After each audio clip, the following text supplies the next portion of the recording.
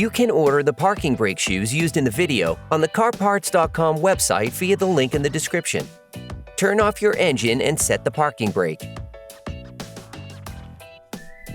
Pull on the hood release handle and open the hood.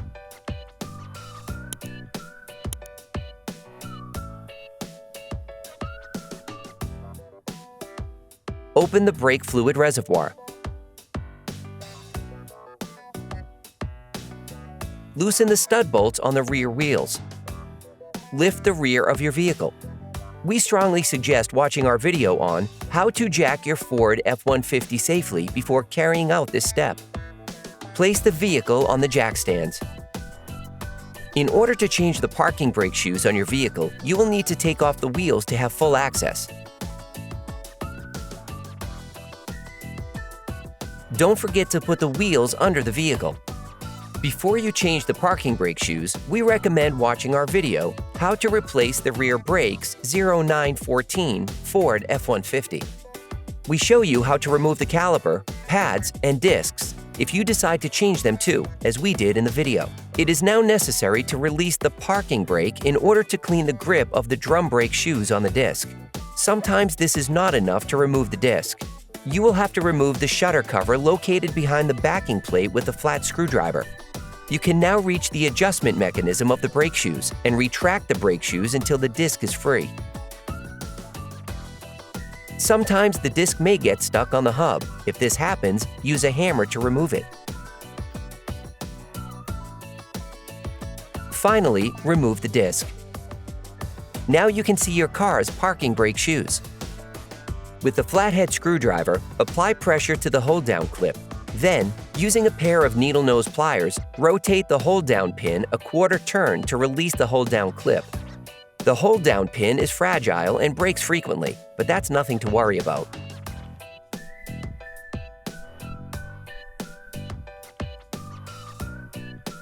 Do the same on the other side.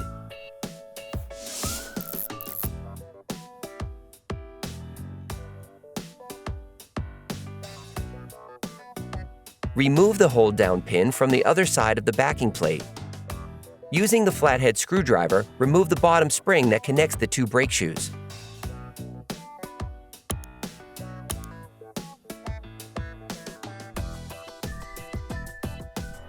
Then, remove the adjuster.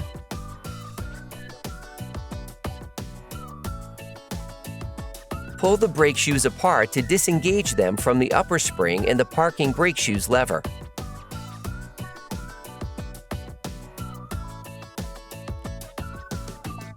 Hey, it's Alex from CarParts.com. If you enjoyed this video and want to support us, like, comment, and subscribe. Okay, back to work. Grease the bearing surfaces of the brake shoes with copper grease.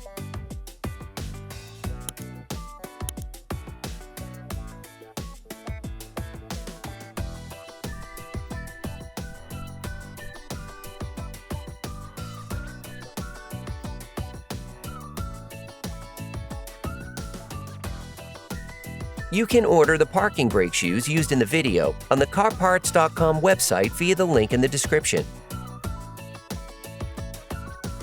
Take the parking brake shoes and the upper spring.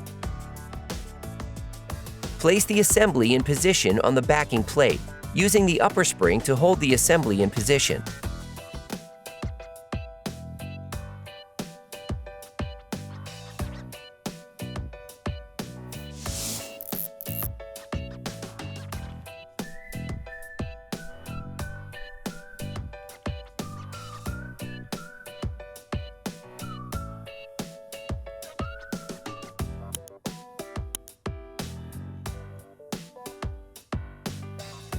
Position the parking brake shoes properly on the parking brake shoes lever.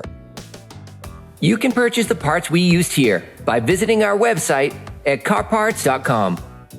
Take the first hold-down pin and hold-down clip. Put them back on one of the brake shoes. Then, lock them in place with the needle nose pliers.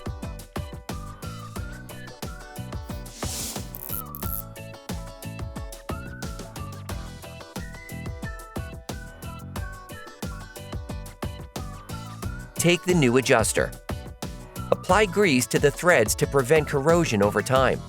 insert the cylinder. Then reposition the adjuster back on the brake shoes. Now you can put the second hold-down pin and hold-down clip back in place. Using the flathead screwdriver, put the bottom spring in place.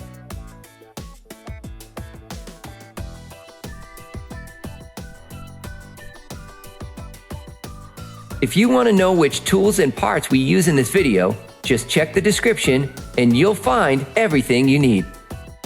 Clean the hub with a wire brush. Also, clean the surface of contact between the brake shoes and the disc.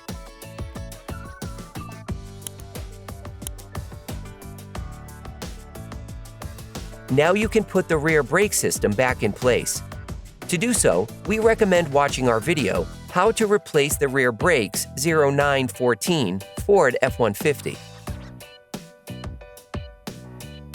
Then, you will be able to put the wheels back on your vehicle.